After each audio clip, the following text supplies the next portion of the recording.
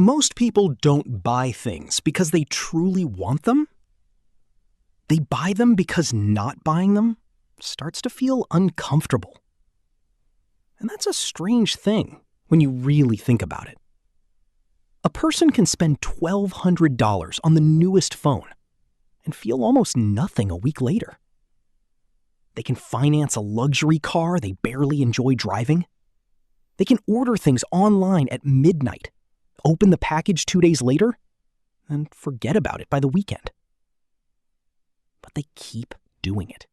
Not because it makes them happy, because modern life quietly trains people to confuse consumption with emotional relief. And the dangerous part is, most middle-class people don't even notice it happening.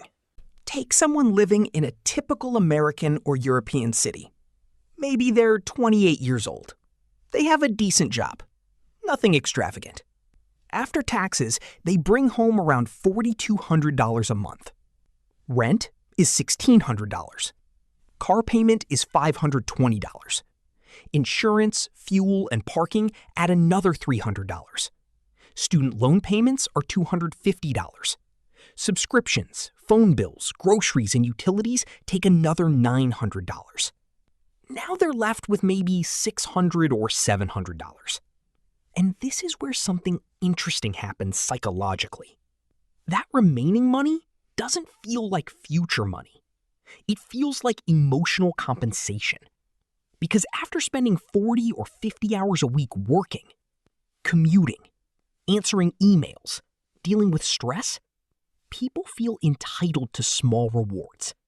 A new pair of shoes, a weekend trip, a better watch, food delivery instead of cooking, an upgraded apartment, a nicer car.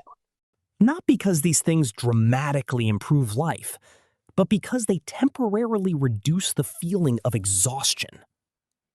This is why many purchases aren't driven by enjoyment. They're driven by relief.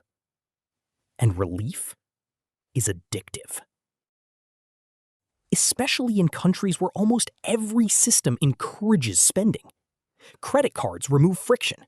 Buy now, pay later services make expensive things feel cheap. Social media constantly exposes people to lifestyles they never used to compare themselves to. Years ago, you compared yourself to neighbors or coworkers.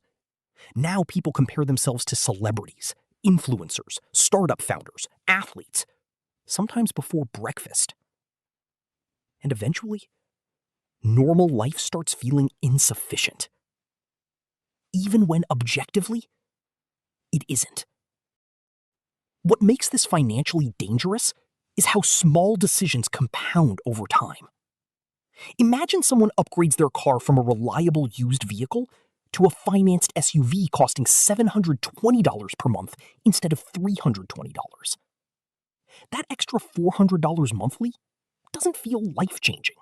But over 5 years, that's $24,000. And if that money had simply been invested modestly instead, it could become significantly larger over the next 20 years. Not because investing is magical, just because time quietly multiplies small financial decisions. But consumer culture works in reverse. It quietly multiplies small emotional decisions. And most people never pause long enough to ask a simple question. Do I actually enjoy this? Or do I just enjoy what it says about me? Because those are very different things. A surprising number of purchases are identity purchases. People buy things to feel responsible, successful, attractive, modern, stable, interesting. Sometimes the object itself barely matters. That's why someone can desperately want a luxury apartment, then emotionally adapt to it within 3 months. Psychologists call this hedonic adaptation. Humans normalize improvements very quickly. The expensive car becomes just the car. The designer clothes become regular clothes. The upgraded lifestyle becomes baseline reality. But the payments remain emotionally real every month. And this creates a strange modern cycle. People work stressful jobs to afford lifestyles that were originally purchased to cope with stressful jobs. Not everyone, of course, but enough people that entire industries depend on it. Financially intelligent people usually see consumption differently. They don't avoid spending because they hate money or pleasure. They simply understand that enjoyment and ownership are not always the same thing. They know some purchases genuinely improve life: a safer neighborhood, better sleep, more free time, experiences with family, health, flexibility.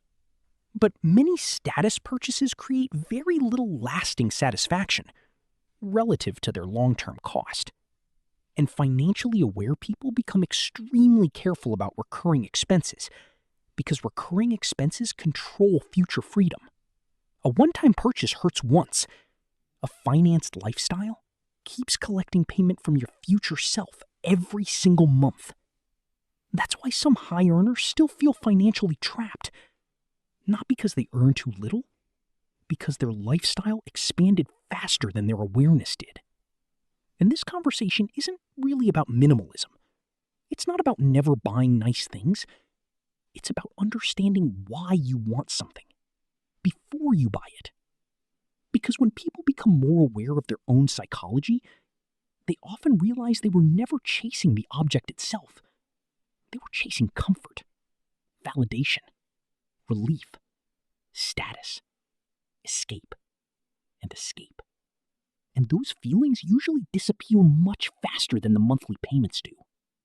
The strange irony is, people often feel calmer financially not when they earn dramatically more, but when they stop needing consumption to regulate emotion.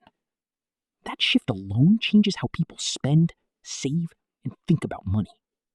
Not emotionally, rationally. If you enjoyed this kind of calm, reality-based discussion around money and modern life, you can subscribe for more.